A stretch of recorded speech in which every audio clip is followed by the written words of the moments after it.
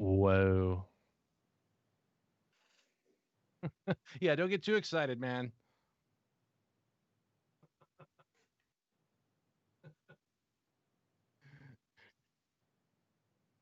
Here we go.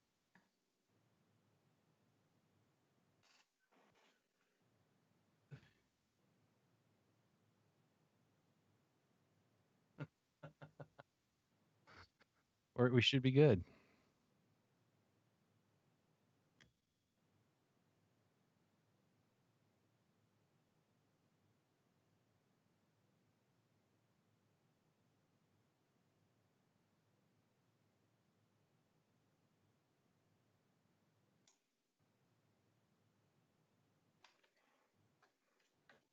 Both of our bands are more of a podcast than a band right now, I think.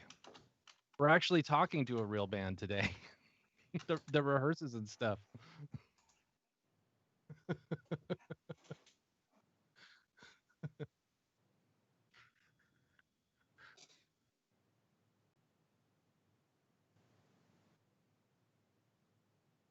Greetings.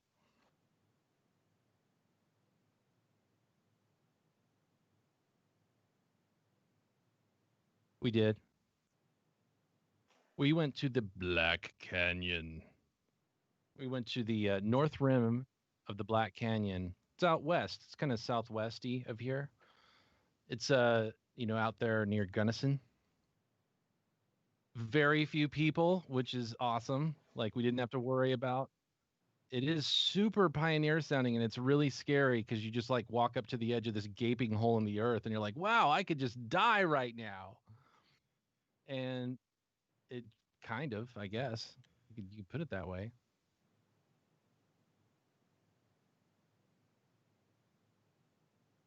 Uh-oh.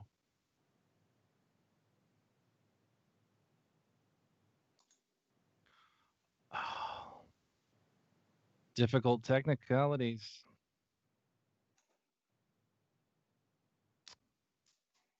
Such is life. Crash. It's not going to crash. I believe in us.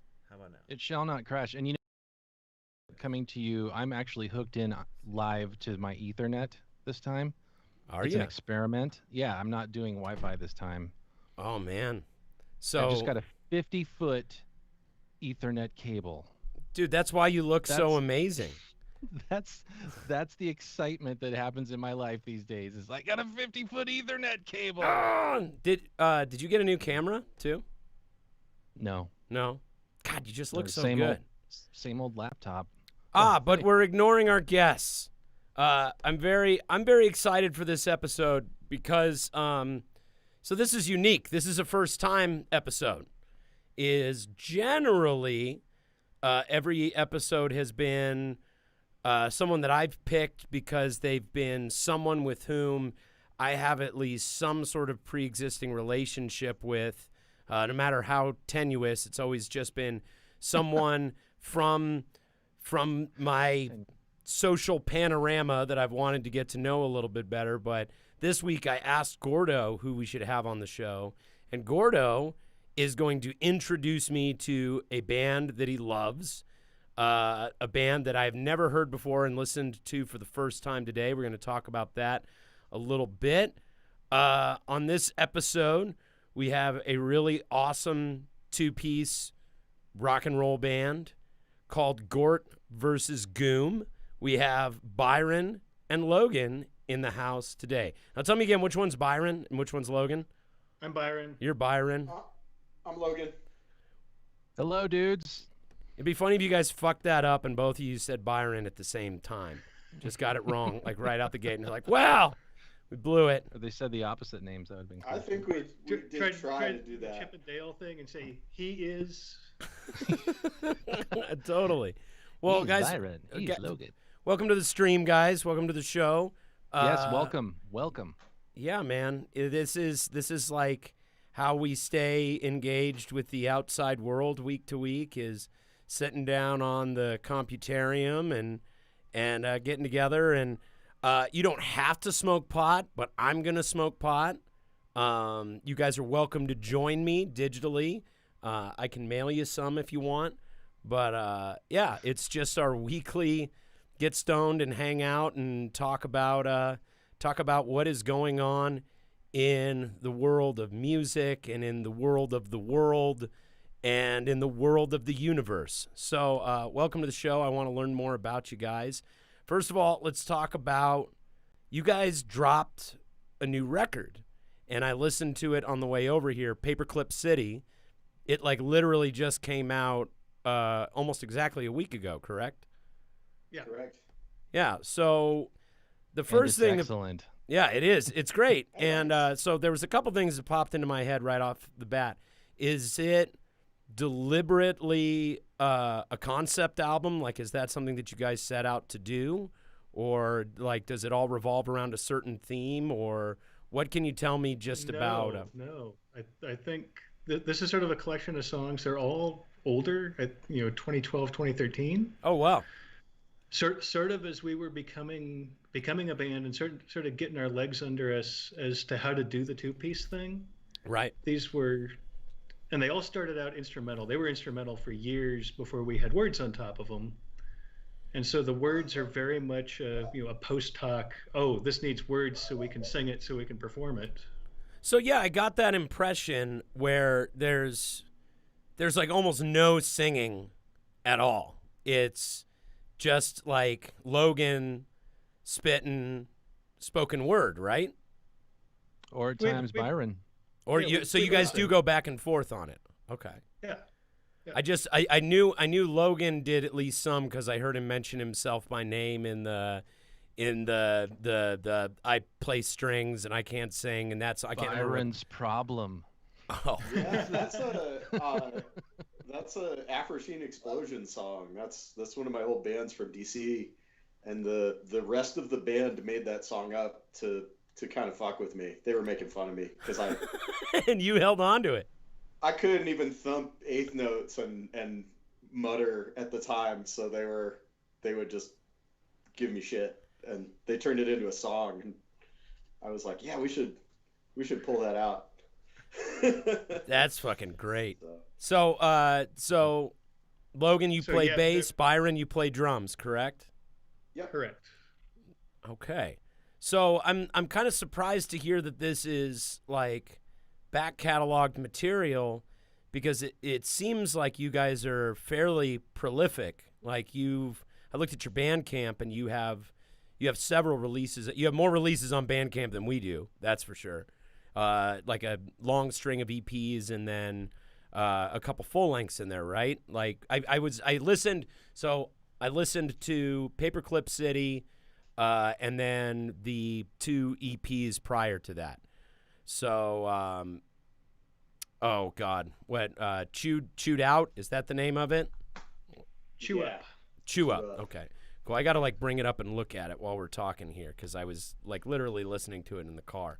And I was surprised by what I heard. Like it's a very cool sound you guys have, and I'm just wondering how much it varies from release to release. Because I heard, I only listened to the 3 releases, and at least to me, they all sounded very different production-wise and song style-wise. Can you tell me a little bit about that? Yeah, so I'm actually looking myself at what those 3 are, just make sure I address the right topic here. So yeah, each of those sort of comes from a different headspace. The older one, the Pulio extinguishing thing, we were a little cleaner and more progressive when we approached that, and those were also recorded in pretty close time to when we had written them. Right. The Chew Up was sort of an attempt to go back and be, a little more punk rock, a little more gritty. Those are songs that we've had around for quite a while. The Coffee is a re-recording of one of the first songs we released. And Caged That's probably Animal, one of the first songs I heard you guys do was that song. I hear that pretty frequently when I see you guys. That's sort of our anthem, yeah. Yeah. And the Caged Animal, it was just meant to be like as sideways and abrasive as it could be. The rhythm is all stuttery. I'm sort of shrieking and growling alternately. The bass is all distorted. So that one's meant to be sort of fastened in your face.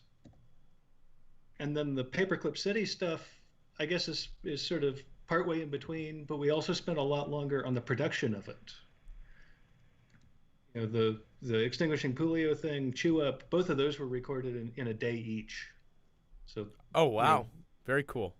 Yeah, working quick, a real careful snapshot of what we had in that moment. That the Paperclip City sort of dragged on over maybe 6 months. Well, yeah, I heard some interesting, like, left and right field, like what sound like guitars but may not be guitars in there every now and then, just kind of crunching in from the sides. I was going to ask you if that was, I'm not sure. Yeah, all of the production decisions on this new one, are pretty intentional and meant to sort of grow beyond. With just two of us, it's really easy to be really sparse. Right.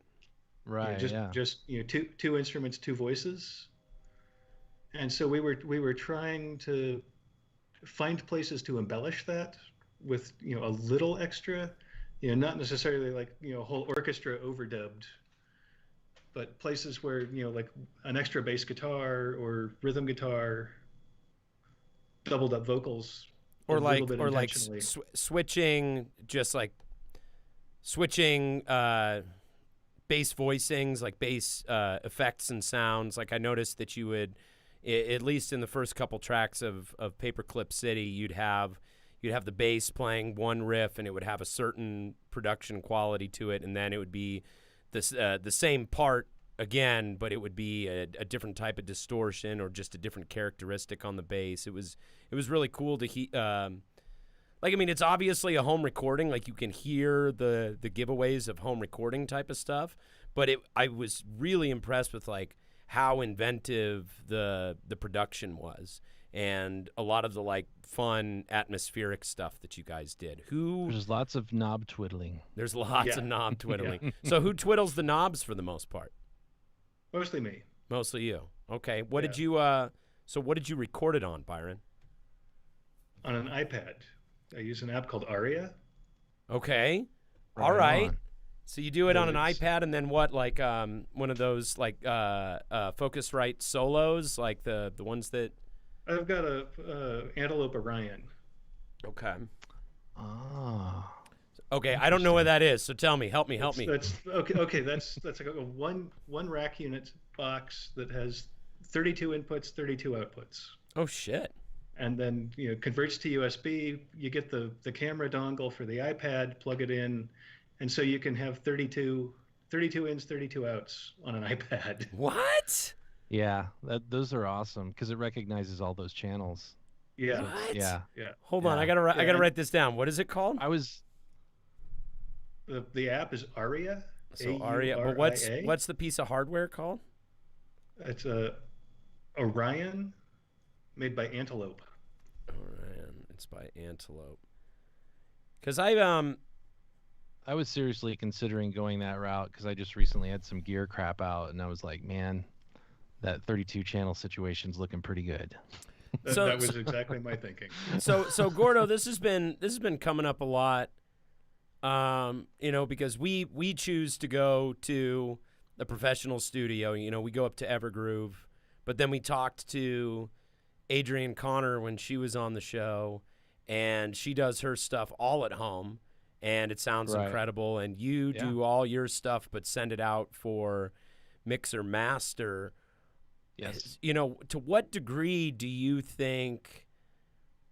Like, do you think we're going to see the end of professional recording studios, or do you think that people are always going to seek that out? Or I would keep one around.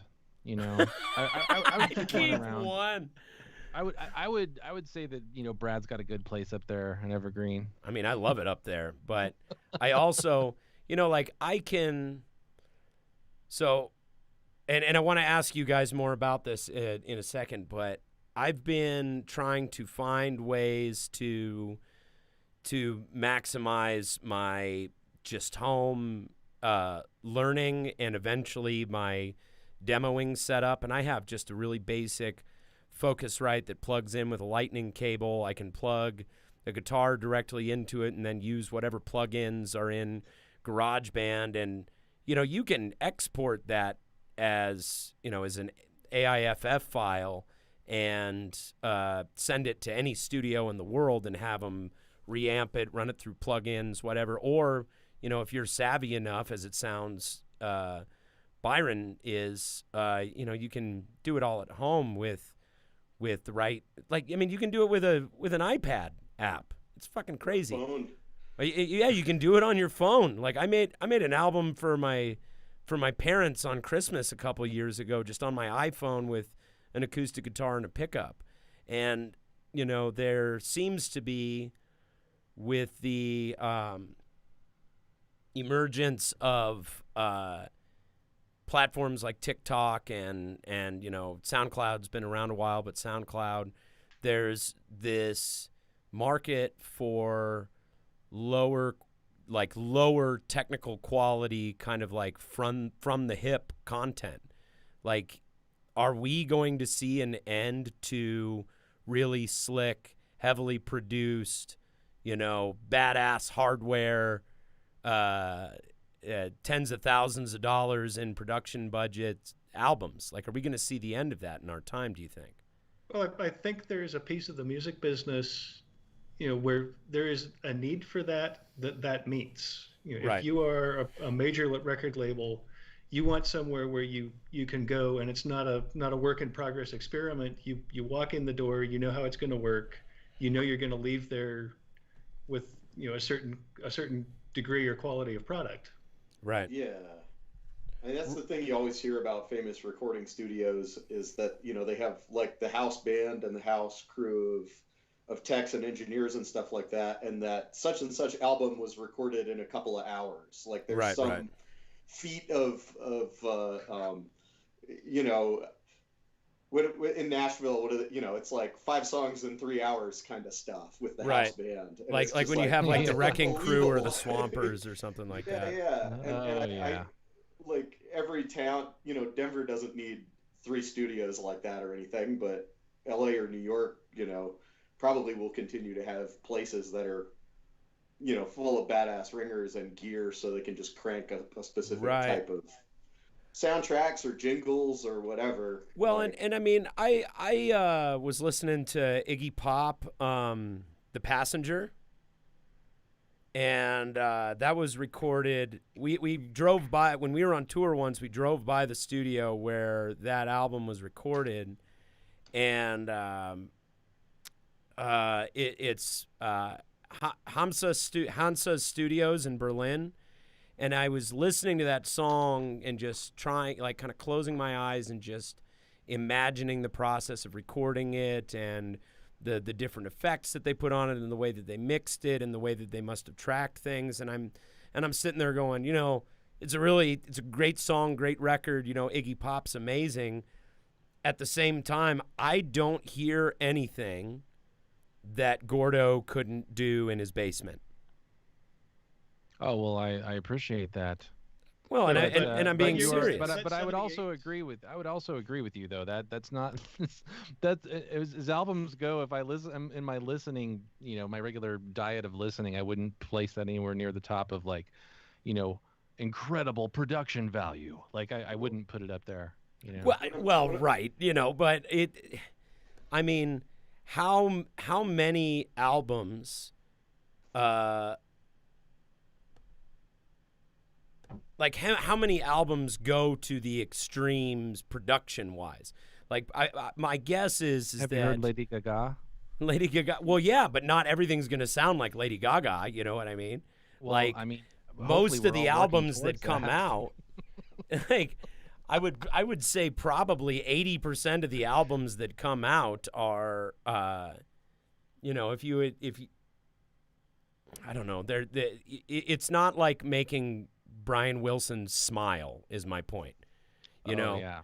Like people, like, if you think about that as like the most extreme end of laborious production, that's You can do all that with plugins. You can do that all with computers and what do you call it when patches, synth patches and things like Billie that. Eilish is making a pretty good argument for that right now, I think.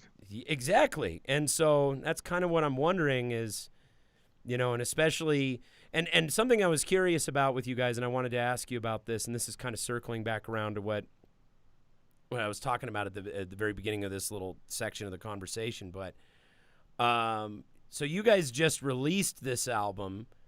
How much of the work did you do during the pandemic? Or was it mostly stuff that you recorded before and the post-production was going on? It's been done for a while. It was mostly complete in, February or so?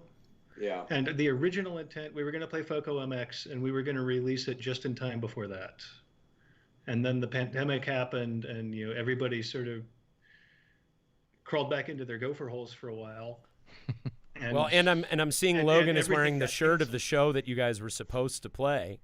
Yeah, way to go, Bonnie Finley. This is my wife just pointed out the double meaning of the gets canceled t-shirt concept, but oh man, that'd be a double whammy, wouldn't it? Yeah, I was looking at that. I was like, I don't get it. Just stood there like a dummy for like a minute. She's like, no, can't. I get it. That's hilarious. So shout out that's funny Bonnie is you can let people think that you got canceled in the other way.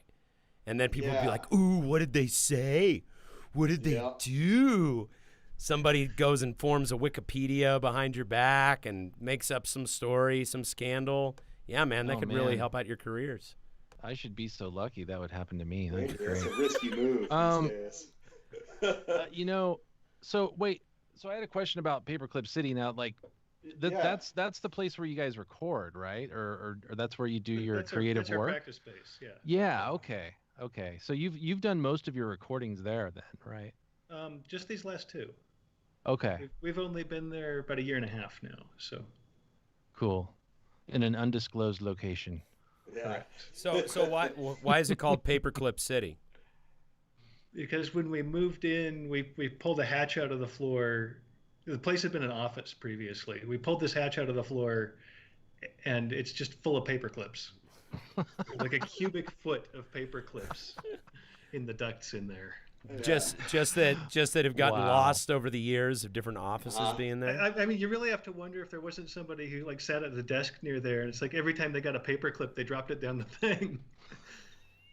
Dude, you guys could sell discount paper clips to like home offices now. Like people still need paper clips. One big rusty mess. Oh man. Yeah, just years and years being stuck down there. That's hilarious. It didn't quite come out of there in a cube, but nearly. Wow, a rusted mass. That's crazy.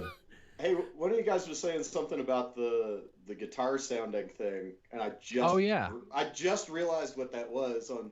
I think on Evil Twin, there's acoustic bass guitar that's tuned. That's what it is.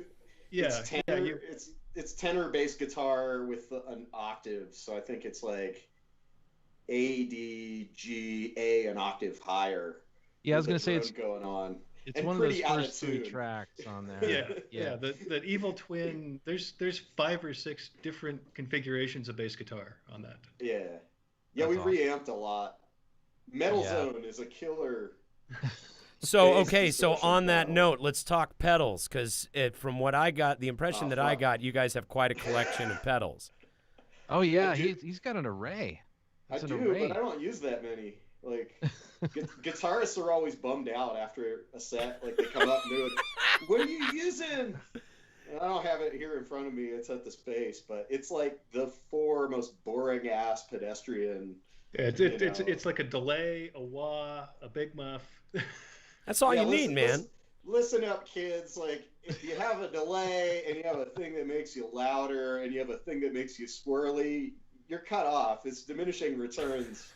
That's kind of the way I balancing act from there on. So pick good ones. I would tend to agree with you on that. So and I've been I've been taking up guitar. Like I've always been primarily a vocalist, but And because I can't primordially a vocalist. primordially a vocalist. But since I haven't been able to jam with my band so much, because our guitar player lives in Chicago, I've been building up my guitar skills very slowly. And I went shopping around for pedals, and that's pretty much what I broke it down to as well. Like in planning my eventual pedal setup, it's like you need a tuner, you need a distortion, you need like a delay. Oh, a tuner, yeah. Yeah, tuner. Yeah. A tuner with a decent buffer in it is like the best thing you can have on your pedal board. It Right. solves so many freaking problems. And It it's the does. pedal that you're guaranteed to touch every gig. Right. Yeah. Hopefully. The MVP. I don't always. Yeah. No, but it took me a minute to realize that you guys were just a two-piece bass, drums, and vocals, and I was, I know this is like a faux pas to like immediately start painting someone's art into boxes, but immediately the impression that I got as far as influence was I heard Dead Milkmen in there. I heard Devo in there. I heard like Oh yeah. Minutemen.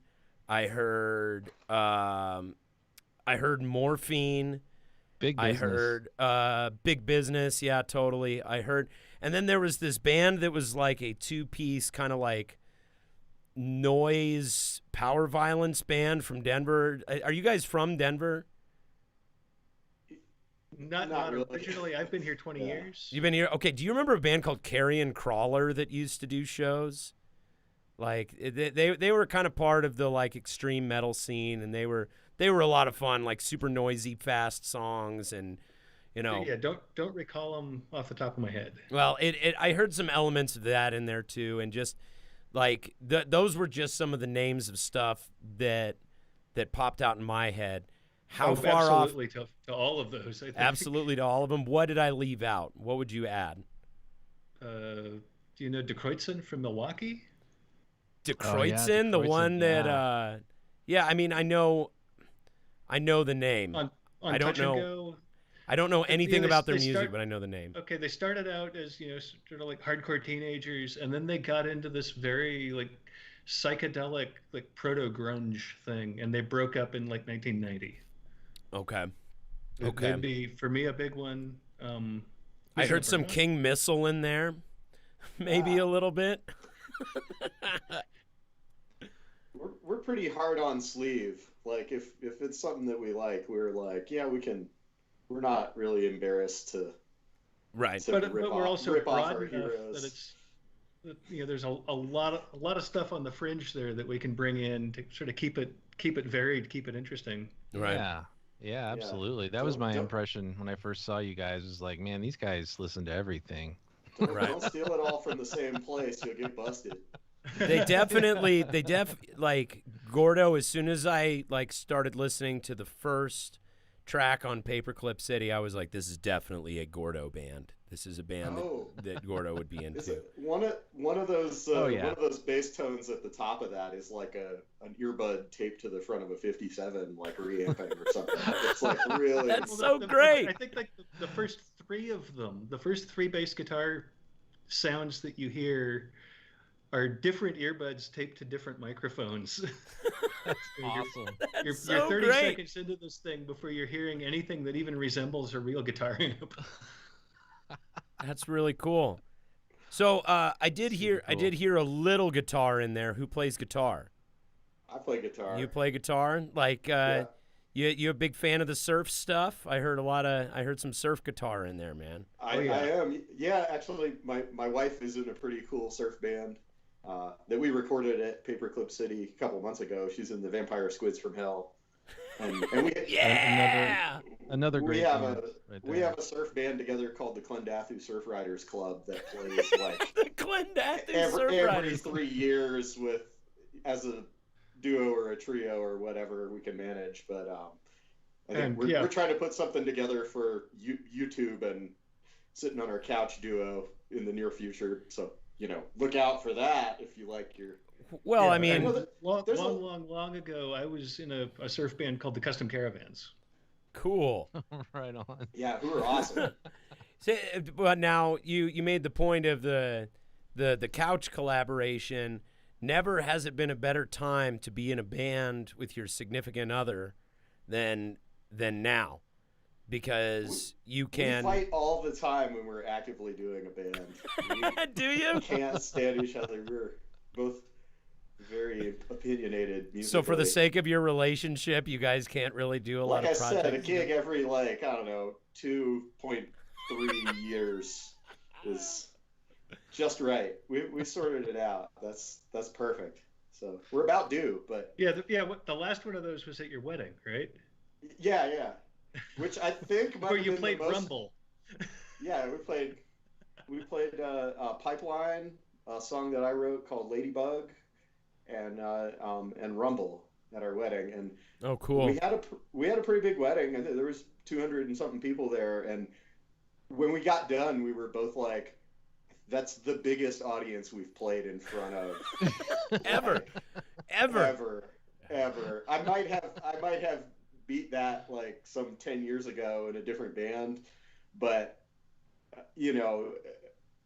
half of the people at that one were at the bar and couldn't give a shit about Right, it. Well, speaking of They were that, watching like, the football game, speaking of that, how did you guys get together? Like, what's the story behind the origin of Gort versus Goom?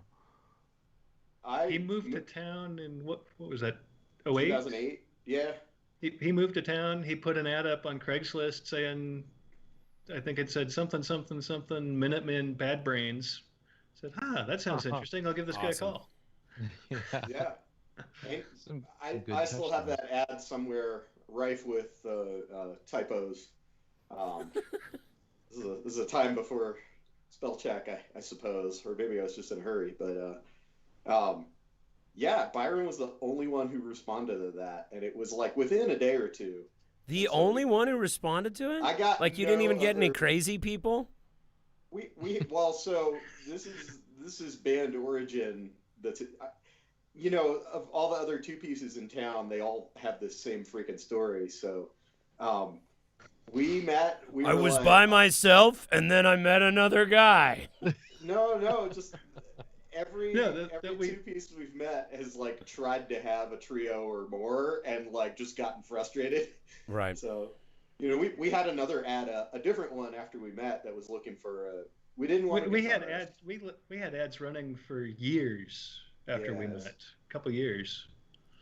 We had a period of Everybody- time where we were a 6-piece, and we've gradually just been chipping away at people since then. Yeah. You'll get down to 2 eventually, man. Like we're down to 4 now, and with Tony in Chicago waiting for a kid, like me and the drummer Ty have been getting together and just like, you just want to go make some noise? I can barely play guitar, but I'll come hang out with you and we can make noise together. Like that is what our band has become, is pretty much me and Ty standing around in a room like while he very patiently waits for me to learn to play the guitar. Well, we did not want a guitar player, and we were looking for Why? a keyboard player, because guitar players are a pain in the ass. Yes, They are assholes, man. I'm a They're guitar all player and they're assholes. probably a pain in the ass too. But Well, after we'd been playing together for I don't know a year, 2 years, we'd sort of spackled in all the cracks, and so any guitar player who came in to audition, like we could steamroller them. It was. So I've got There is no room for this. Let's just grind on it. well, you can, I learned this from Scott H. Byram.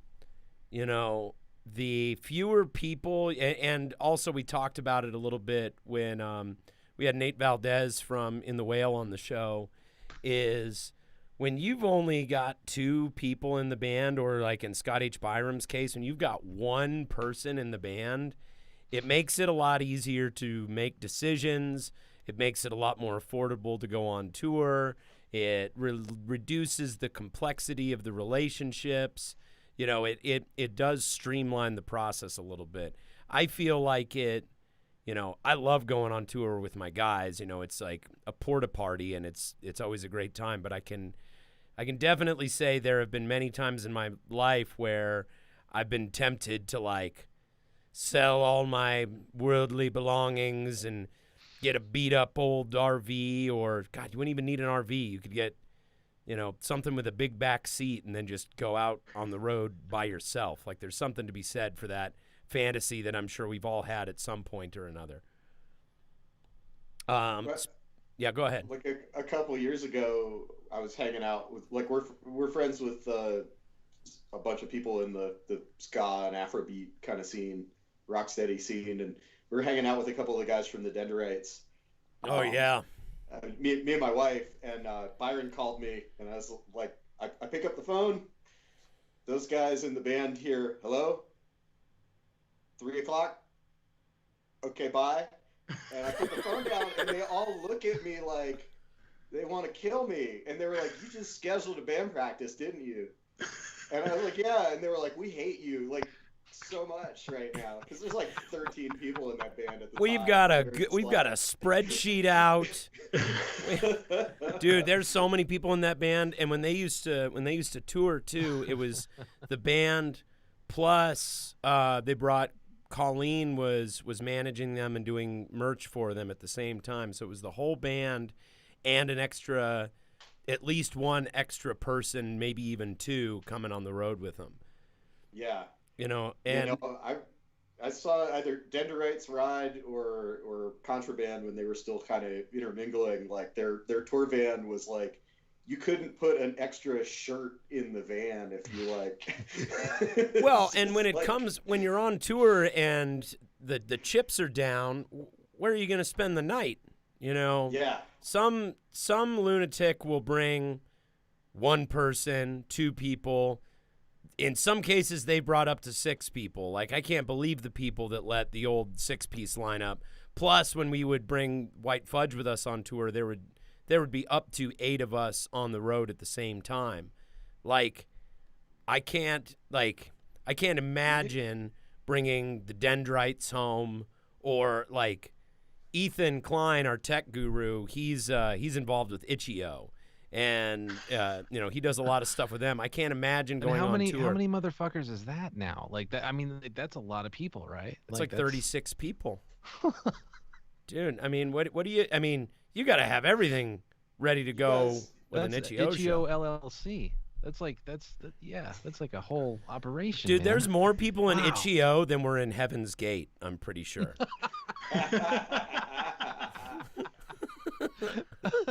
I'm pretty sure. I would have to look up the exact numbers, but I'm pretty sure there are more people in Itch.io than were in Heaven's Gate. Touring ska bands know what it's like to go to the moon. Yeah. They know what it's like to be on the mothership. Yeah, like they're crammed into the space capsule for quite a while. Has there ever been a ska band that has adopted the like Heaven's Gate as their like shtick, like as their gimmick? Like they all come out in Fishbone. The track pants and the Nikes. Fishbone did that. Well, but for Fishbone, I don't think went to one member, right? But maybe maybe it was more than that. I don't know. I don't think that's where Fishbone was coming from with it. I think Fishbone was just around when that style of dressing was relevant and hip, man. But they actually abducted one of their own band members from a like kind of a cult, right? Yeah, is that true? Yeah. And then he was kind of pissed about it. He was pissed because they took him away from his cult? What cult was he in? I don't know. His dad ran a weird cult and basically brainwashed him, and then Norwood and Fish went to like go kidnap him because they were told that was the only way to get him out of the cult, and like the would-be kidnappers kind of changed their mind halfway through, and I don't know. It's not a happy story, but a big fan. Like they're a big influence. I would say like they're a very cool band. Well, maybe he was in a fun cult like the Rajneeshis. Like the Rajneeshis seem like a pretty fun cult. You know, he's like a second cousin, older than I am, on my dad's side of the family, is a college professor who's an expert on like David Koresh, and that I forget. There's an anthropological term for these doomsday cults. Like the right, But absolutely. that's his special, like, academic specialty is like Wow. researching like Heaven's Gate and the Branch Davidians and stuff like that. And I'm like, man, that sort of has an expiration date, doesn't it? Like, I don't know. There's if always, dude. everything There's goes according to plan. They're not around anymore. You got to get them while they're still walking and talking, I suppose. I mean, Before that is the a comic goes fascinating. over, you know?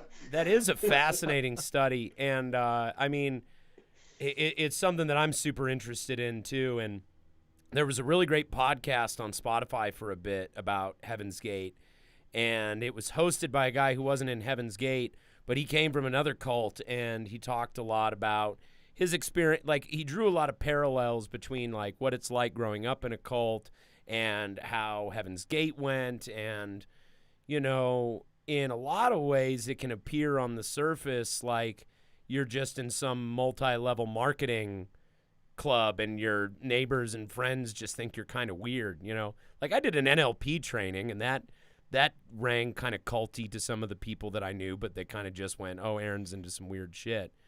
But there are, you know, it takes a dark turn, kind of, it takes a dark turn, but that people are not really aware of until it's too late and it's over, it would seem. I'm a recovering Catholic. I can spot that shit a mile away. It's always funny to me. I'm like, really? You guys are falling for that? Come on, dude. But this is like where I worry, because I've watched some documentaries on cults and have actually sat there watching them, going, I don't see what the problem is. This seems like when I watched Wild Wild Country, the one about the Rajneeshis, I was like, I don't see what the big deal is. I mean, this seems like a pretty hip cult to me, man. It just seems like they want to live peacefully, and they were antagonized by the locals and had to do what they had to do. And Osho seems like a cool guy. I don't see what the problem is. And See, so but they put all that content to really awesome music. So like you know, you're just like, yeah, this looks awesome. This is great. That is true. You know, as a big fan of Jamaican music and culture, you know, I'm not like, you know, in a rush to become a, you know, wannabe Rasta or something like that. It's just a Christian religion, and, you know, pretty much the same stuff. But their music is fucking awesome. Yeah, it's rad. Like, they're great. Like, why don't some of these other like religions try having like absolutely killer music? Badass music. It would work well for them. You know, Klezmer music is super fun. Yeah, Klezmer is great. If a fucking reggae band, like say like a 10-piece reggae band played a mega church, I would fucking go. Those sound systems are amazing. Why not? Actually, some of the mega church bands or gospel bands are pretty bad. Like, so we went on tour one time. So last week on the pod, we had Phil from Flex Bronco on, and we were talking about, and I forgot to mention this when he and I were talking about it, but he used to live in this warehouse just around Hunters Point in San Francisco. And, you know, Hunters Point has some rough spots in it. Like there's some rough areas at Hunters Point. But we didn't know that, so we just kind of went wandering into, you know, we had nothing to do that day, so we found a chicken and waffles place on Google Maps, and we're like, let's just go check it out. So we go walking through Hunters Point in San Francisco, and we could hear organs and guitars and tambourines and singing and all this stuff, and it was a church just in one of the neighborhoods, and we walked in, and it was, you know, it was like the consummate, like, black revival church. Like, they were partying, and they're talking, you know, they're like, you know, I want you to turn to your neighbor and let him know, and God. They were just, like, so excited, and they're embracing each other and talking, and everybody knows all the responses, and we walk in, and we sit down, and all the people around us are just shaking our hands and just like high-fiving and hugging, and we're checking it out, and we're, you know, a little baked and still a little drunk from the show the night before, and just all grins, just like blown away by this thing we happened to walk into. And we're like, Awesome. and it was just such a welcoming environment to be in. You know, you almost forgot that it was church. And like we got up to leave, and like the preacher's on the speaker, like watching us walk out, and he goes, "You don't have to leave if you don't want to. Stay with us." And like, and we're just like, "Oh no, we're gonna go eat chicken and waffles. We'll see you guys later." But it was, man. That's awesome. Yeah. See, it works. It does, and I mean, have good music. Well, there's something to be said about, like, an amazing musical experience is a religious experience. Like, I've gone to some concerts that were like drugs or no drugs. They were amazing, life-affirming, uplifting, reorienting rejuvenating experiences. And I can certainly see how we are wired for religious and spiritual celebration. I think just a lot of unscrupulous and sneaky and psycho and sociopathic people throughout history have taken that device and learned how to leverage it against people. You know, Logan, you mentioned you're a recovering Catholic. You know, there's that period in Catholicism where you could literally pay money to the church for a get-out-of-jail-free card. Like, you could go, "I'm going to murder that son of a bitch." And you could go to the church and pay in advance so that you would get out of trouble when you went and murdered that person. Like that was there still exists some version of that today. Yeah. Yeah. I don't have that much money, so. Yeah. Well, I think it's just not as overt as it was at one point. At one point, it was like, you know, it was part of the deal. It was like, yeah, what's the big deal? You can go pay some money to God, and these guys in the funny costumes, like, they talk to God. You don't talk to God. Well, you talk to God, but God doesn't talk back. But these guys, they talk to God, and God talks back to them and passes messages back to you. And God told me that if you give me this amount of money, he'll forgive you for whatever you want to do. Like, they came right out, and it was like literally a get-out-of-jail-free card because the church was so tied up in the courts at that point too. That's why music is better, you know, because like morality is you know got a price on it. Right. You know, it's flexible with it's market price. Those morals. But music, there's no money involved at all for anybody, so it's just because you like it. Yeah, right. Hey, speaking of which, speaking of the money end of things and survival in the material world, how are you guys surviving the pandemic? What are the discussions that you guys have had going forward? You know, what are you planning on doing with yourselves for the next couple years to stay alive as a band? I know I gave you a lot there, but unpack it. Feel free to go. We got plenty of time. Go for it, Byron. I don't know. Yeah, I don't know that we've been particularly deep into any of that. Yeah. That, you know, sort of coming through the end of last year. You know, last year I think was the busiest we'd ever been gigging and whatnot. And so coming out of that, we knew we wanted to slow down a little bit this year. Maybe not as much as we have ultimately slowed down. Yeah. Well, yeah, because you guys still practice, right? Like you're keeping up your chops. Yeah, but like I said earlier, we're both old, so we need to move our creaky joints so they stop working for good. You know, so nothing beats. Like the Tin Man. I love playing music with this guy. We kind of, it's part of our routine. And it waxes and wanes when we have time. But when we can, it's nice to play, at least twice a week for a couple of hours and just kind of get things moving and get into this kind of, I don't know, we have this kind of like boxing match kind of thing that we do. Like sometimes if we're trying to like cop a style that like we don't normally play in, we can kind of focus and kind of stay in the pocket and stuff. But when it's just like free for all, we kind of just like who can shake that. Who? Yeah. Who can like, play I gotcha. the more obnoxious, out of time, out of tune fill? Yeah, and it's who can play it back? And can we find one at the end of it together? Yeah, and every once in a while we do, and so I don't know.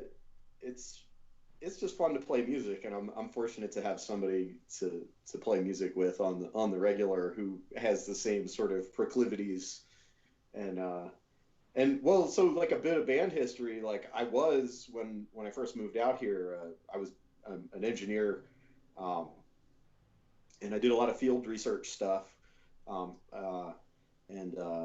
it was environmental testing at power plants all around the country, and we went to Canada and stuff a bunch of times, and so I was on the road 50 to 70% of the time, and so we would kind of hit it really hard when I was back home, and then I would be gone for 2 or 3 weeks. Yeah, I'd get these calls. He'd be in Austin picking up an airplane saying, "Hey, I'm catching the earlier flight. You want to try to play tonight?" Yeah.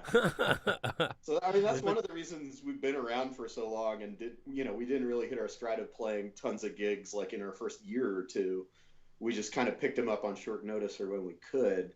And then in the last 2 years, like the industry that I was working in kind of collapsed, and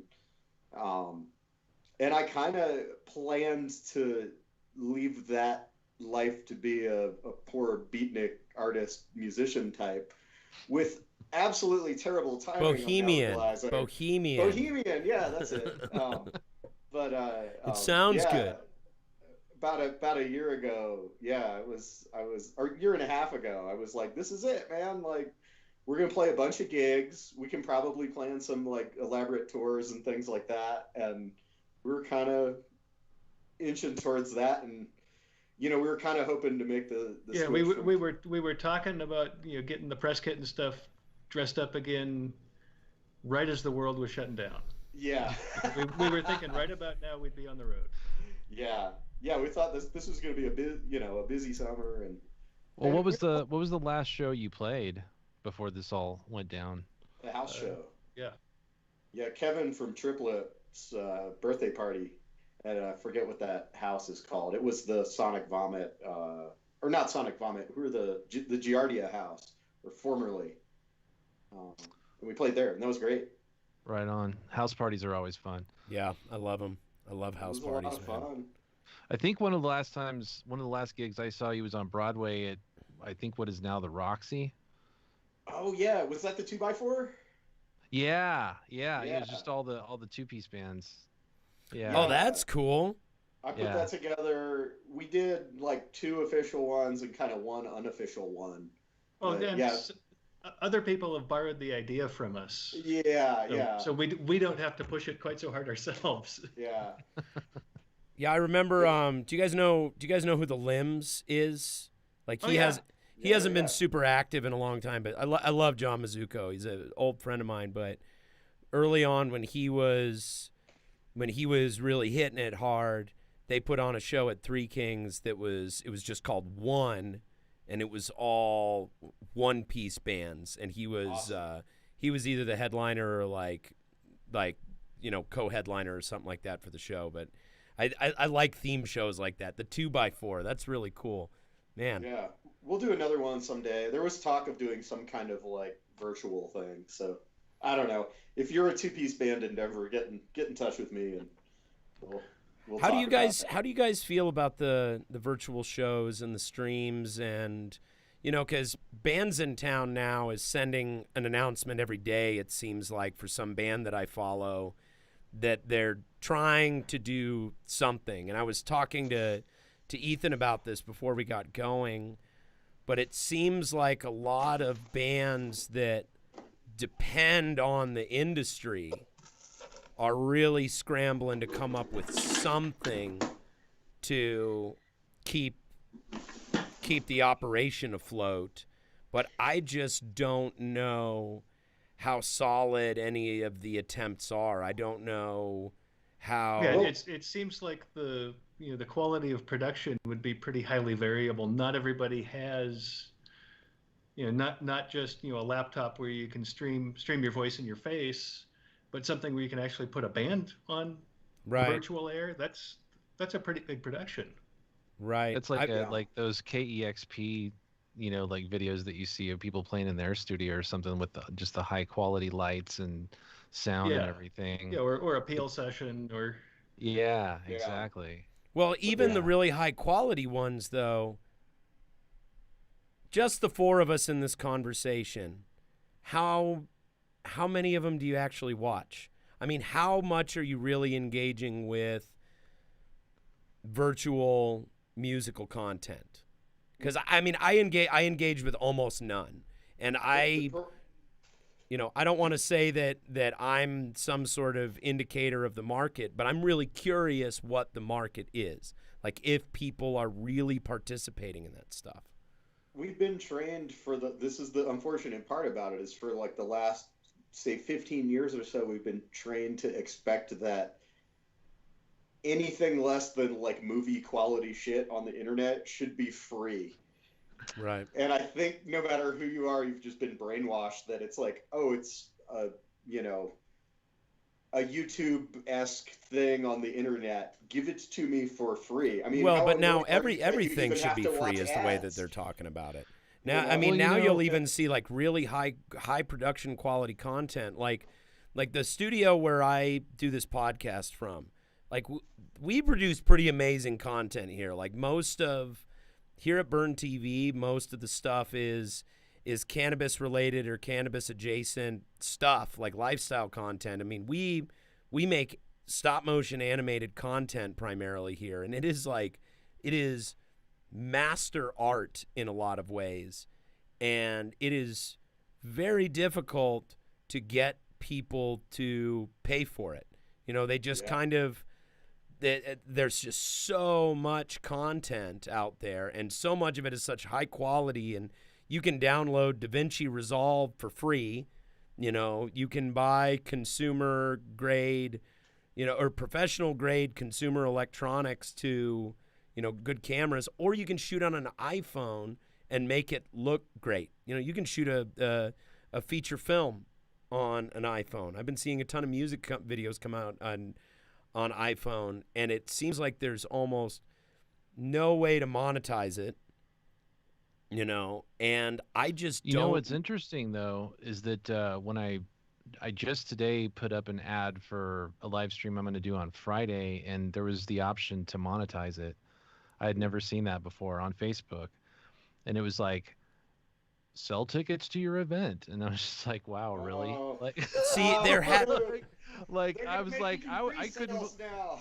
I mean, like, it's funny because all I'm doing is I'm just getting on there and just streaming myself talking about early demos and stuff that I'm just going to be playing live, and it's it's just a small affair. I wouldn't think of charging. Well, a lot of people have but- been doing that. Bandzoogle, Yeah. our website host, they have, they've been putting out blog posts about how to monetize and sell tickets, and Bands in Town has been putting stuff out, and Gordo, you were cursing the name of what's his name from Spotify because he was basically saying artists need to get off their asses and produce more, and that the landscape has totally changed, and basically we need to just adjust to the model and create a ton of content for peanuts.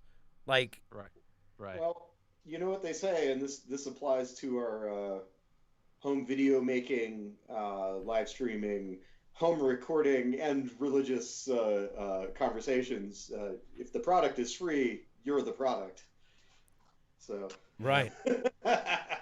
Right. It's Exactly. like, Well, and I mean, you see this stuff about people like they're like, how to sell tickets to your events. And I'm just wondering, like, we have people who back us on Patreon. Shout out to our patrons. But it's not like it's a huge percentage of our following. It's like a very small number of people who really, really, really support what we do, mostly close friends and family members who, are able to make it work. I don't know how many tickets we would sell to an online event. Like, I would much rather give it away for free, because I know that at least there's a greater likelihood of people engaging with it. So I'm just having trouble imagining who's going to be buying into the pay-per-view model when there's so much free content out there for people. Well, I think it just depends on your preferences, because I recently bought tickets for a live stream. It's the only one I've bought tickets for. It's like $15 or something. But I bought tickets, and it was a very high quality event. Yeah. Like, it seemed like, wow, like that was worth it. Like, I What got to band was see- it, if you don't mind me asking? It was Angel Olsen, and she just performed on her own, and it was in I think it was in a Masonic temple, and it was beautiful. She had a backdrop. She had one camera. It was just one camera, and it just kind of went around the room, just different angles.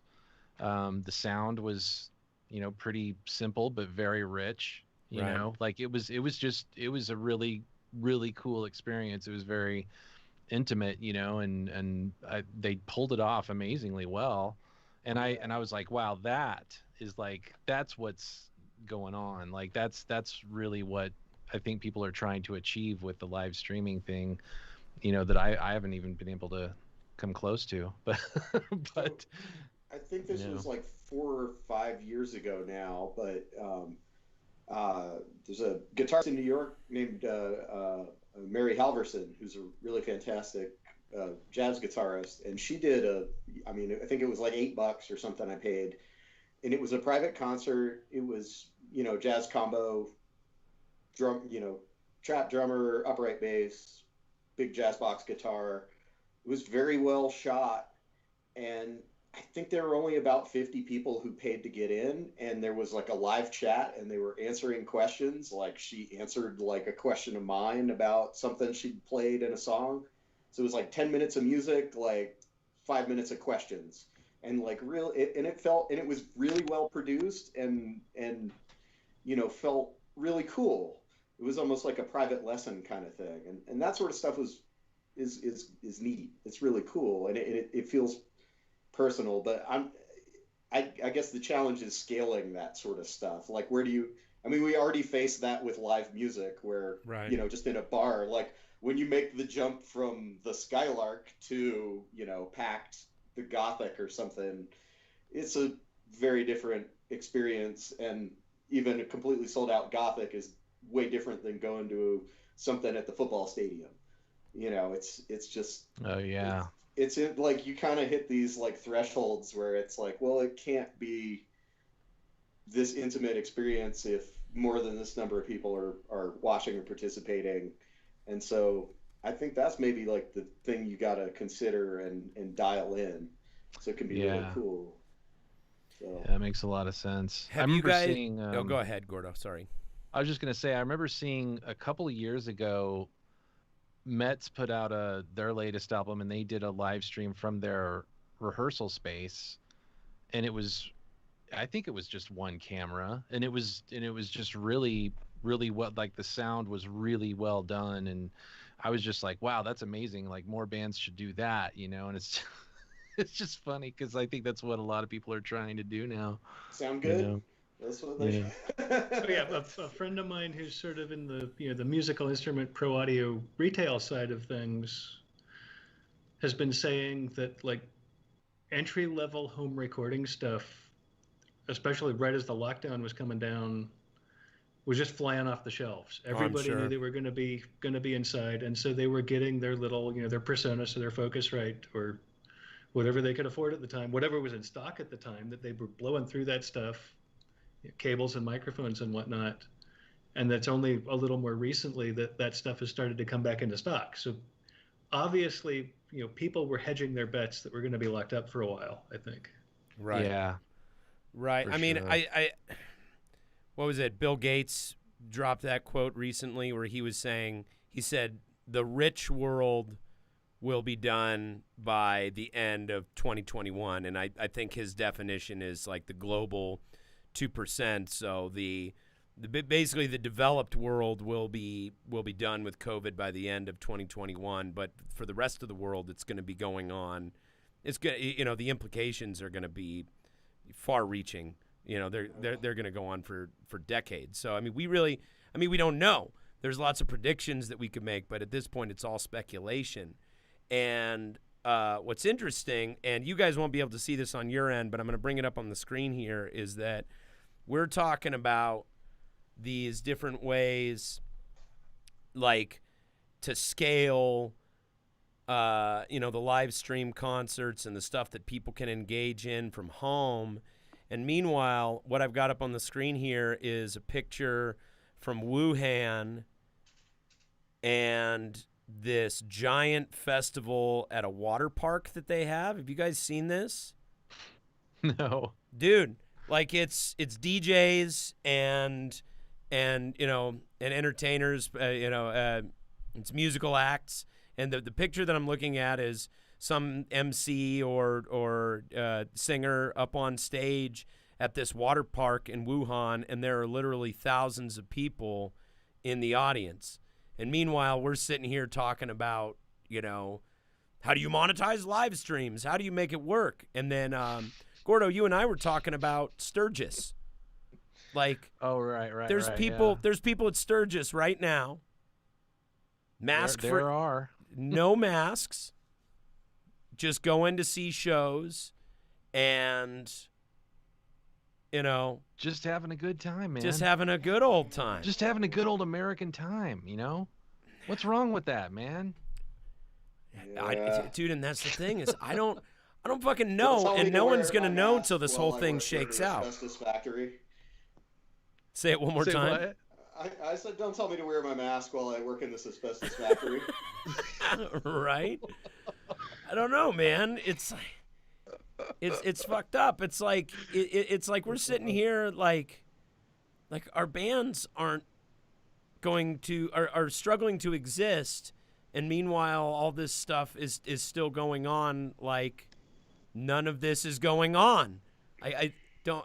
And then you got on the other side of things, you've got Metallica. I've got this up on the screen now. You guys won't be able to see it, but I've got this article in Variety. Metallica becomes first non-country act to film a concert for Encore's live drive-in series. So Encore is doing a drive-in series where Haven't the jam band idiots been onto this for like decades now? Oh, dude, absolutely. Yeah, dude. I mean, totally. Like the Fish simulcasts, dude. Those things are. This the other day where like SST Records exists because they stole everything from the Grateful Dead. Pretty much. Like, the jam band idiots have been onto this for like twice my lifetime. Dude, you know what? And the truth is that our band, a few years ago, Tony and I made the conscious decision that we need to study the jam band world. And a lot of it started out because I'm a big Ween fan. And actually, it was interesting on the last episode of the podcast, Phil from Flex Bronco called Ween the punk rock Grateful Dead. He was like, they're great. Yeah, Ween's fantastic. Yeah. I would argue that Ween's better than that, but yeah. I would too. And I think, and especially their creative palette and just, the boundaries that they push up against in their music is, the Grateful Dead is basically a blues and bluegrass and rock band, like at the end of the day. And this is coming from a guy who does not hate the Grateful Dead. Like I work at a Deadhead wing joint. They don't bother me. I like a handful of their songs. I definitely don't understand the rabid following, but what I'm more interested in is just the model of how like the jam and bluegrass scene works. Everything.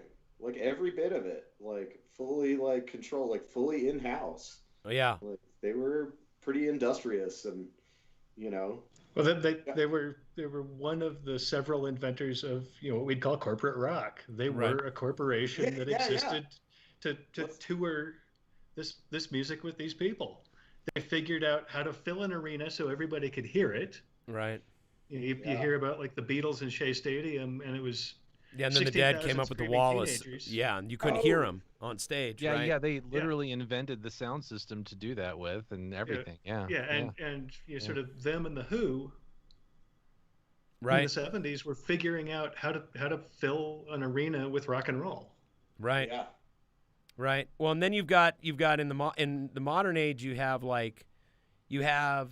bands like Fish and like Ween and like Widespread Panic and Billy Strings in the bluegrass world, who's kind of coming up, where their whole business model is producing as much as they possibly can for their market share, for their fan base.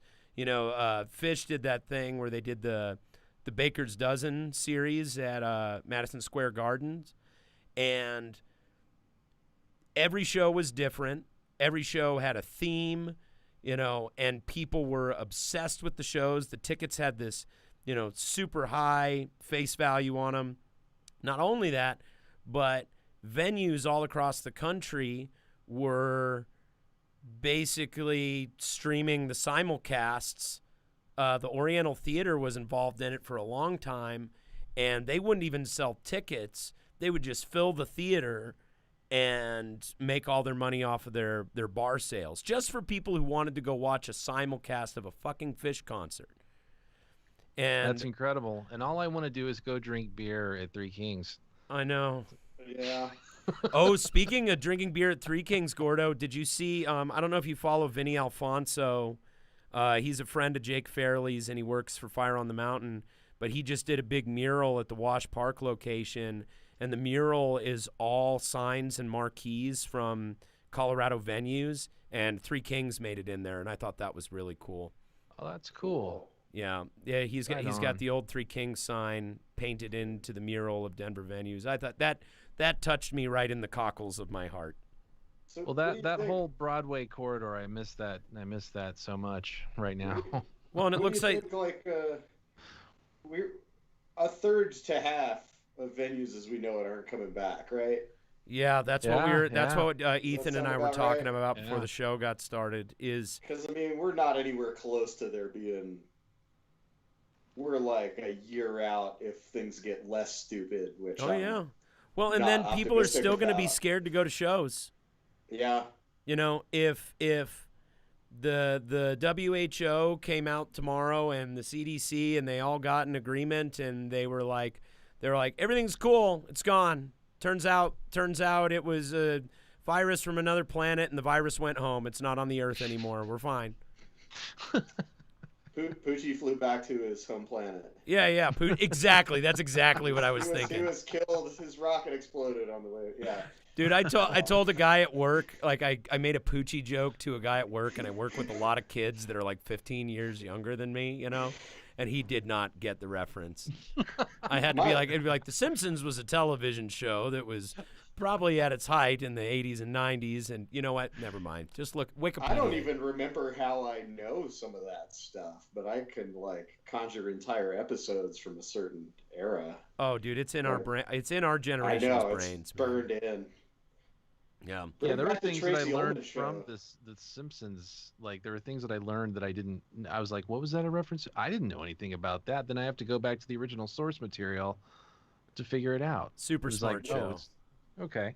It was a super used to- smart show. I haven't watched a new episode in probably 10 years, but Oh, Me nor neither. I.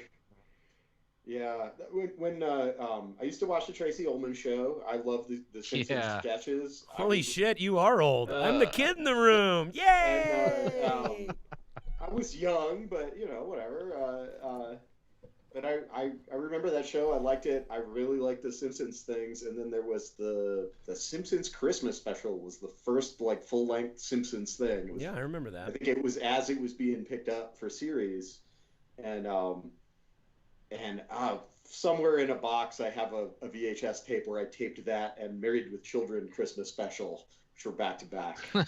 I had a off of there. roommate who had But every episode of The Yes. Simpsons on Or- VHS when I was 19, man.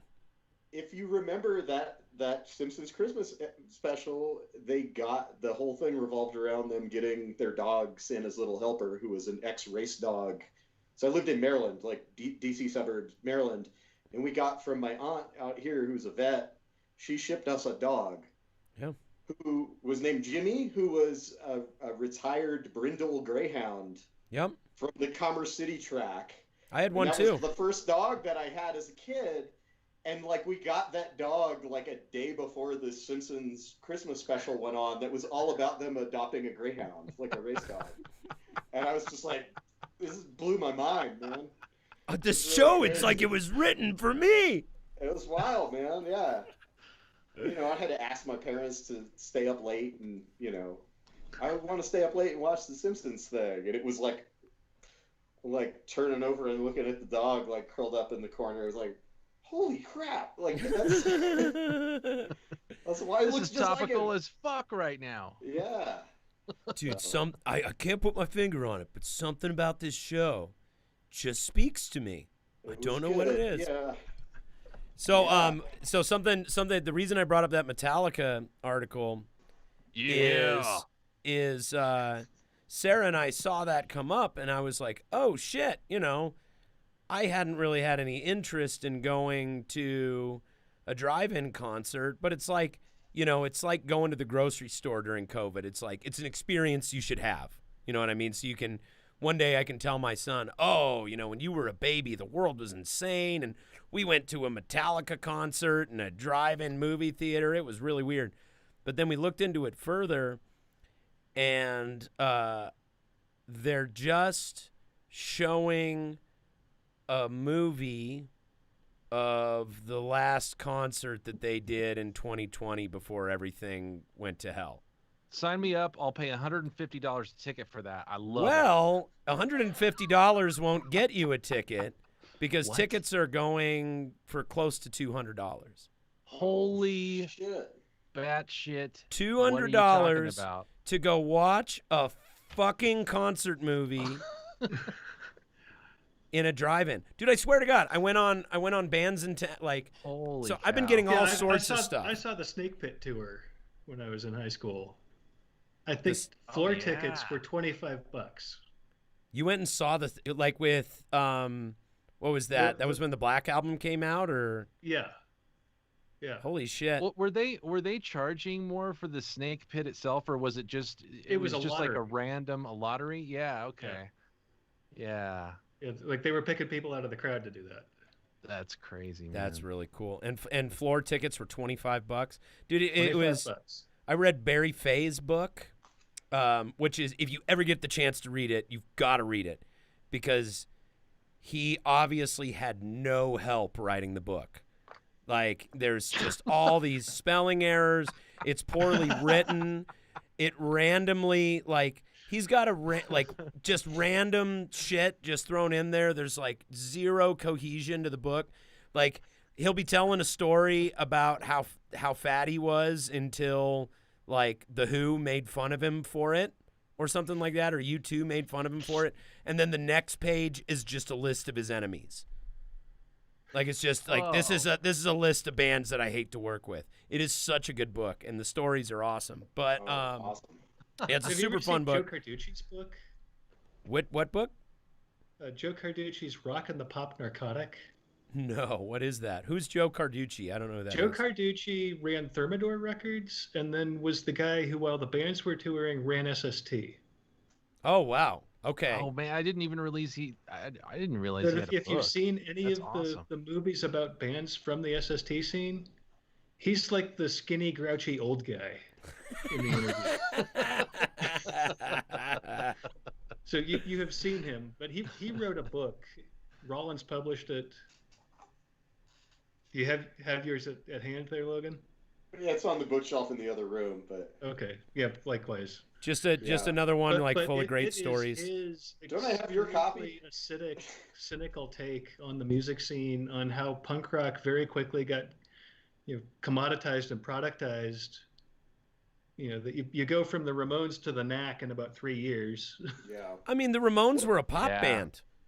You know what I mean? Yeah, like, yeah. and but a pop band formed by a bunch of street thugs. well, yeah, but I mean, you hear about there's like this punk rock purity test that exists for a subculture that was at least in large part influenced by capitalist intentions. You know, okay, if and the view from the Ramones is they might not have recognized just how far away they were from being, the Shangri-Las or whatever they thought they were going to be. right, Yeah, they thought really were nailing thought it. Yeah. they really thought they were going to be a pop band. And what they did just ended up being marketable in a different kind of way, but they set out to be, like you said, the Shangri-Las. Like they weren't setting out to, be the most abrasive, fastest, loudest band they could. Like they were just, like you said, street thugs who wanted to be the Shangri-Las. And then you have like the formation of the Sex Pistols and what's his name, Malcolm McLaren. Malcolm McLaren. Yeah. And his sex shop, who was just like, I'm gonna take all these skinny heroin addicts in my neighborhood. And I'm gonna close on them. So I'm gonna right, exactly. So it's like you have the Sex Pistols and the Clash are boy bands. Absolutely, there's some of the they Malcolm followed McLaren models of is, 70s pop music. It's not Rob. Is it not Ron Perlman? It's the NSYNC, whatever that guy. The guy that created all those boy bands. Right. He was into Blimps. But yeah, like Malcolm McLaren is that guy like 20 years earlier. Oh yeah, I mean it's the same model that put together the Runaways, and promoted the Osmonds and the Jackson 5. It's like we've got a product to sell. And he, Malcolm McLaren has this sex shop and he's like, oh, I'm going to take all these snotty nihilistic kids and dress them up and make a little, give them some guitars and let them pretend to play. And now you have these kids, well, adults, I don't know how many kids are into like the fashion punk scene anymore. I don't know if it's gone. It seems to have a resurgence every 5 years or so. But, you've got these kids who are really, really into punk rock culture. And it's like, man, your whole way of dressing and looking and the whole attitude and everything about it like comes from a marketing decision. And, punk rockers and diehard metalheads tend to have the strictest purity laws with regard to their counterculture. It's a fascinating thing. It's always been fascinating to me. Oh yeah. Well, that Carducci book is great, and he makes the crankiest. He hates everything. Yeah. the crankiest Steve Albini rant is like him is the introduction nice. to this. Yeah. Oh, that's great. Yeah. I'll have to check it out. Steve Albini. What's in the middle of it? It's the classic paperback book where like there's 10 pages in the middle with black and white got the pictures. photo plates. Yeah, and the one that like I think about often that Byron he gave me his copy of the book and I think he cracked it open and pointed at it, but it's a picture of AC/DC, Bon Scott, AC/DC, and the caption just says, "Absolutely flawless, not a brain cell to spare." Absolutely flawless, not a brain cell to spare. That's great. That's pretty much the tenor of the Dude, book. have you seen there was a book that came out. It was like a coffee table book. It was a picture book, but it was all about the early years of AC/DC.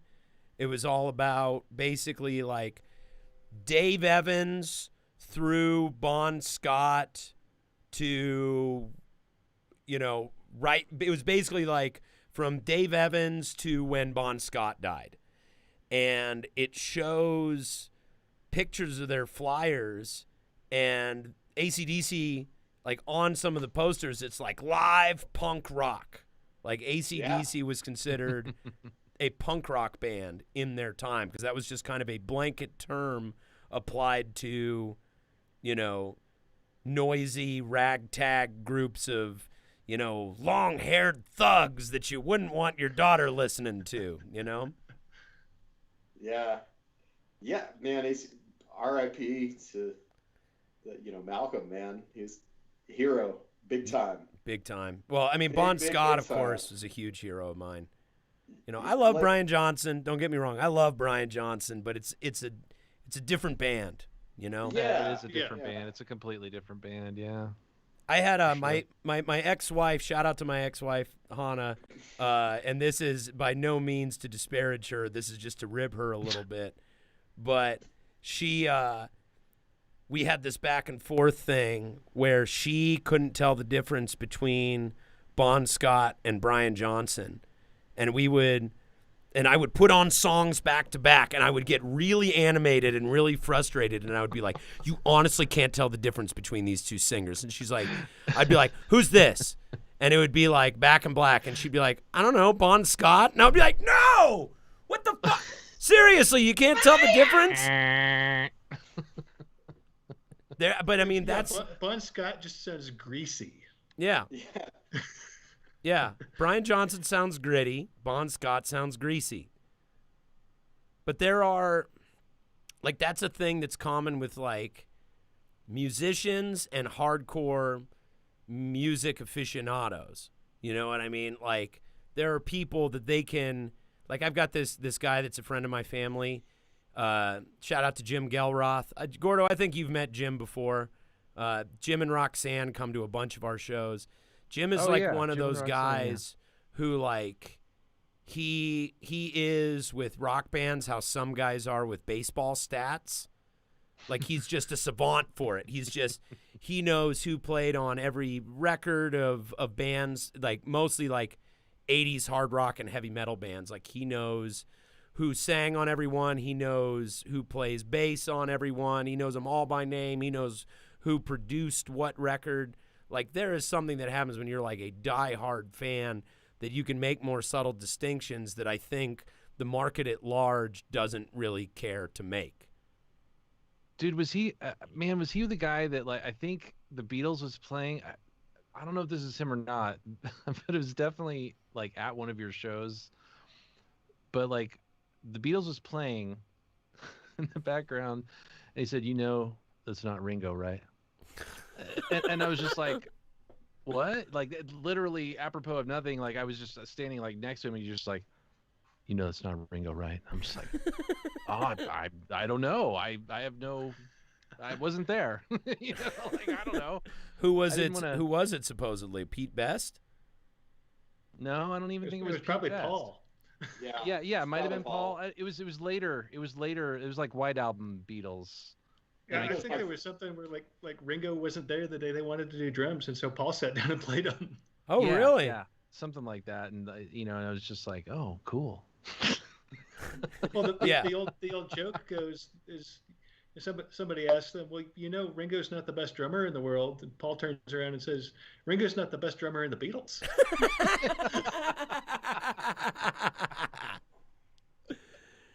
That's great. I can see that being accurate, I guess. Like, from the bass playing standpoint, there's a bunch of like Beatles stuff that's like either Paul or not.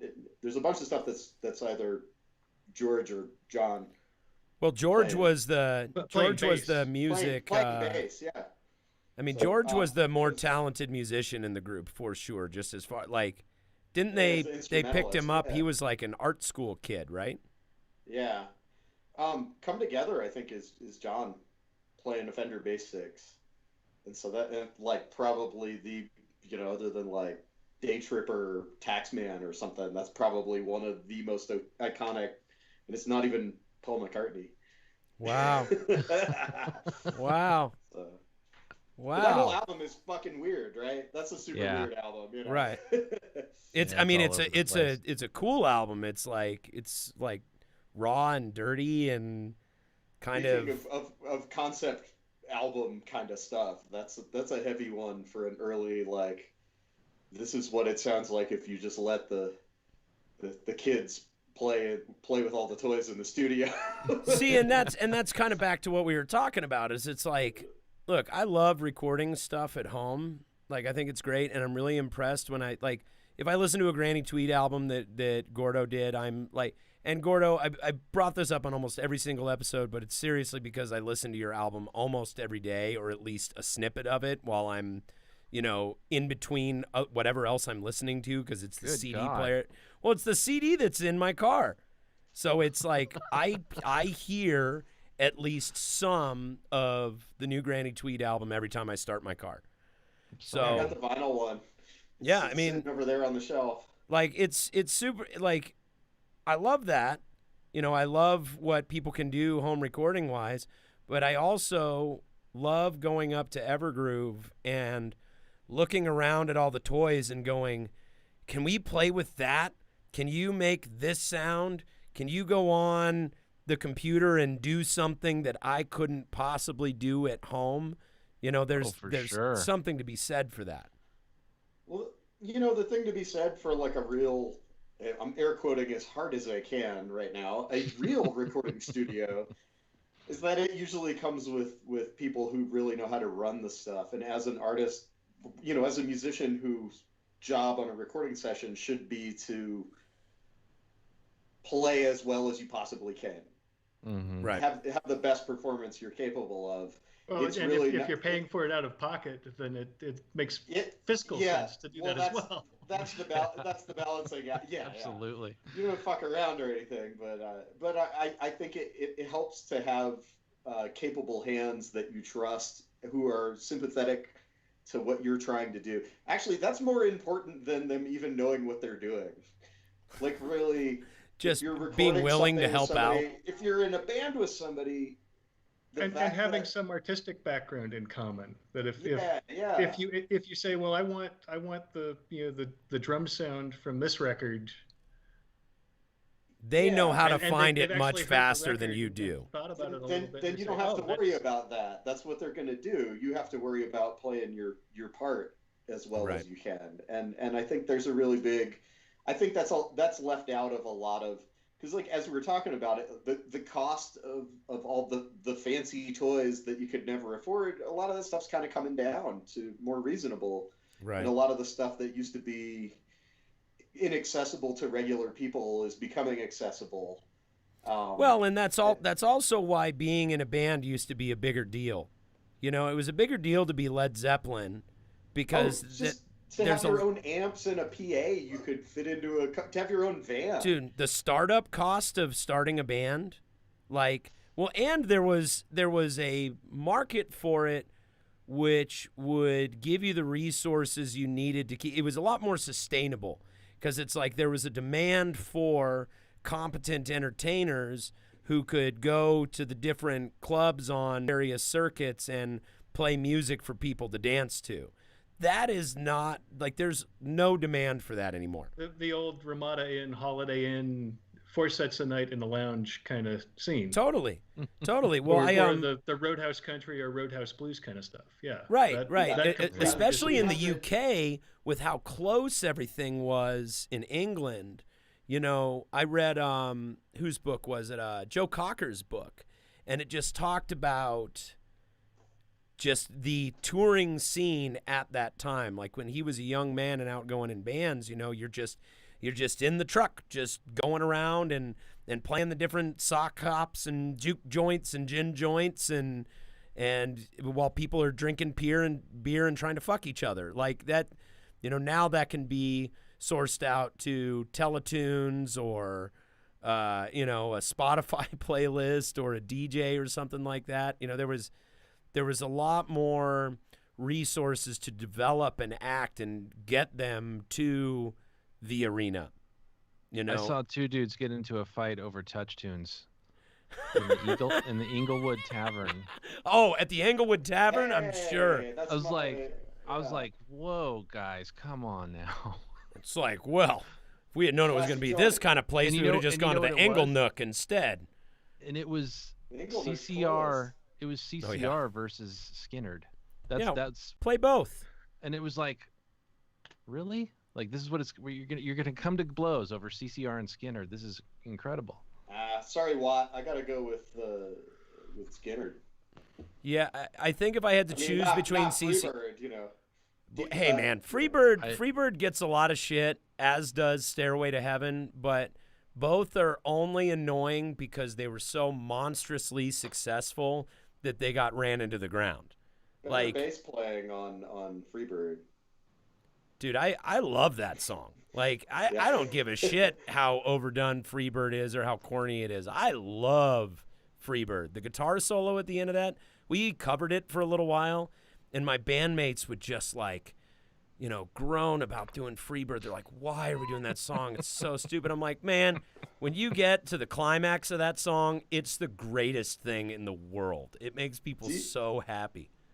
Do you know the Frank Zappa Freebird story? No. Which kind of ties in for all the jam band people who are still listening to the whipping post story, which is that Frank Zappa prided himself on being able to, if anyone in the band knew a tune, the rest of the band could follow him and they could absolutely murder just about any tune in existence, from Bolero to, Hot for Teacher, whatever. And they were at a show and somebody kept yelling out Freebird and they kept playing Freebird and they played Freebird like 10 times, and like every time they'd stop and they would be like, all right, man, like, have you had enough? Dude, we've done that. Like, we've like, played stop. Freebird to just like, we've to be assholes. Like if somebody's being obnoxious and yelling play Freebird, we've done that before where we were just like, okay, Freebird it is. Well, we did a whole Skinnerd show, and so we had Freebird in our repertoire from the Skinnerd set that we learned. So we would just bust that out anytime anyone decided to be a smartass and yell, play Freebird. We actually called our Skinnerd show, like we went under the pseudonym, Play Freebird, spelled with all Y's. Dude, Yeah. awesome. Well, that's the other part of the Zappa story is that, like, one day somebody shouted out, whipping post, and nobody knew it. So they had to, like, that night, or the sound check before the gig the next day, they learned, Allman Brothers. That's Whipping such a Post. great song. Yeah. And that became their encore for, like, the last, like, 5 years of Frank touring. But I just love that he played Freebird for like an hour and a half. That's so good. That is a that ballsy makes me love maneuver. Frank Zappa Yeah. even more than I did before. I just Yeah. absolutely murdered it, I'm sure. Yeah. Just everybody hamming it up. And, Oh yeah, I mean, you listen to. I mean, the Frank Zappa live stuff is the best stuff because their live show just changed so much over the course of Frank's career because he had different musicians and he was always experimenting with different arrangements and he was always fucking with his band trying to trip him up. well, Oh, and yeah, fucking with his totally, audience man. too. Like he had, he was a pretty contemptuous fellow and, kind of difficult to know from many accounts. And he was a bit of a troll when it came to his bandmates or his audience. He liked to fuck with people. That's one of my favorite things about Frank Zappa. Yeah, that's, I don't know. That's not like, I don't know. I mean, speaking of the live music thing, it's like, that's a unique thing. Like, I haven't really been, like, a Ween show is probably the closest I've been to being kind of fucked with by the band. Oh, dude, they're trolls. Precision. Dude, they're trolls through and through, and it's one of my favorite things about them is they like how playful they are philosophically as a band. And one of the things, like the things that speak to me the most about Ween is like not just their music because I love their music, but the relationship and the inside jokes between the two guys. Like just the fact that they've been friends their whole life and they have this like way of communicating humor between themselves and the other guys that are in their band, and it doesn't matter if the audience gets the joke. I fucking love that. Like I think that's a beautiful thing. And what's funny is you mentioned the correlation between Zappa and Dean Ween, and I actually read an interview where the interviewer was like, "So you've been compared a lot to Frank Zappa. Do you think that that's accurate?" And Dean Ween's like, "Man, I liked a few things that he did with the Mothers, but for the most part, I think Frank Zappa's pretty fucking annoying." And then there's this other thing where they're like, you get lumped in with the jam band world quite a bit. What do you think of that? And he's like, "I'm sure Trey Anastasio's a very nice guy, but to be honest, all that jam band stuff makes me want to puke." It's just, it's great. Hey guys, we're actually running out of time. We the later night episode than we usually do, so I'm a little shorter on time than usual. I got to go read stories to a little kid and put him to bed. But before we go, I just want to say it's been really cool getting to know you guys. It's been really cool learning about your music. I think it's really interesting that the songs on the new record were written and mostly recorded before, because I really did get this like dystopian, post-apocalyptic, foreboding vibe. Oh, that's us on a good day anyway. Yeah. It like I got this idea of like I really got a post-apocalyptic vibe from the record. So well, and Paperclip City, you know, the building itself is this weird kind of derelict hulk of a place, right? And so I think maybe that helped inform how we approached it. Right. It's a very cool record. I'm very glad I got introduced to it.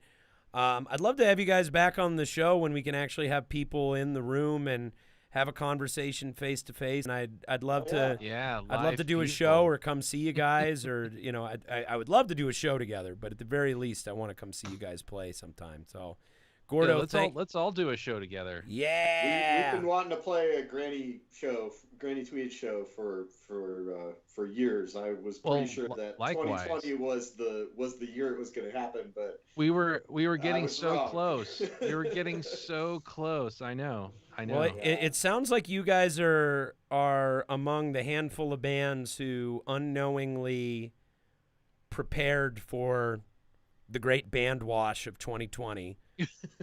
Because you guys are kind of used to being apart and being kind of an on again, off again band anyway. So we're like two irradiated cockroaches. Exactly.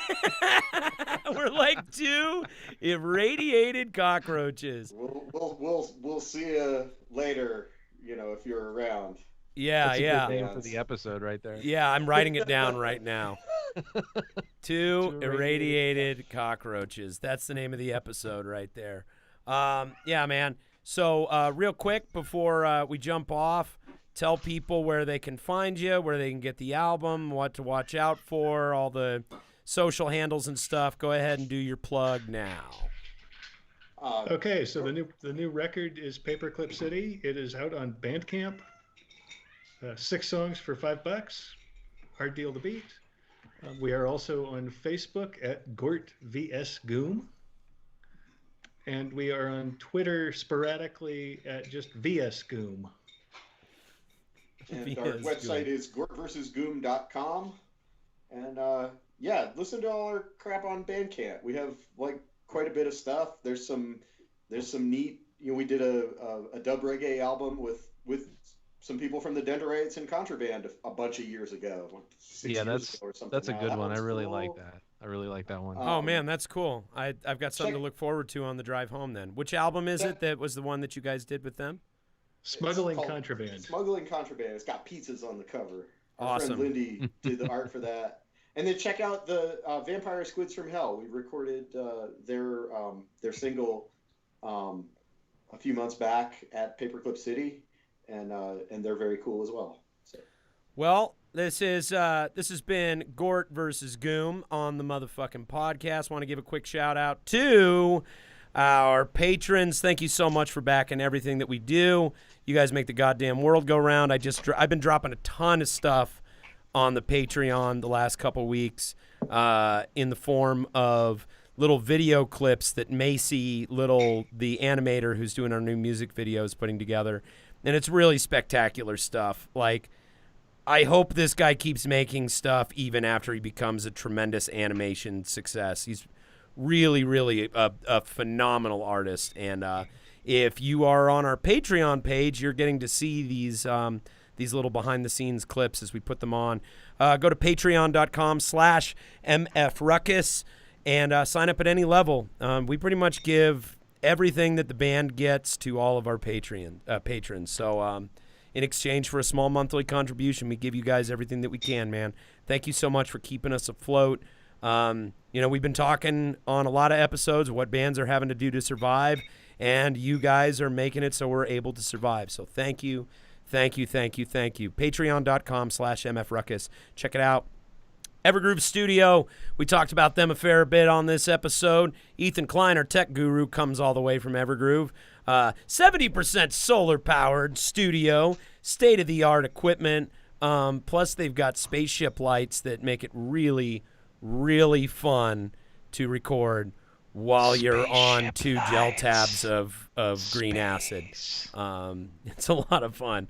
Brad and Jenny and the Ethans and the environment and Artemis the cat, like, it really makes for an awesome recording experience. We love it up there, and they're doing all our new stuff, so keep an eye out for that. RocketSpace Rehearsal Studios, they are open for business. It's super weird without bands in every room every single day, but they're still staying afloat, man, and they're doing all their bookings online now. They're following safety practices to the letter, and I've been getting together with Ty and just banging on the guitar and playing a shitload of Ween songs, actually. And, man, hit 'em up.